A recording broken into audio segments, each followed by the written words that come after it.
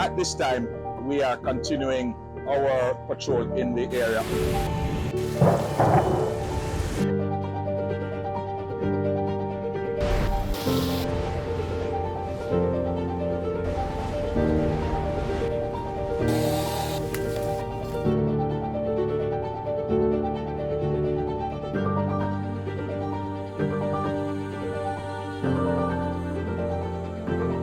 It was quite like a war zone in some areas.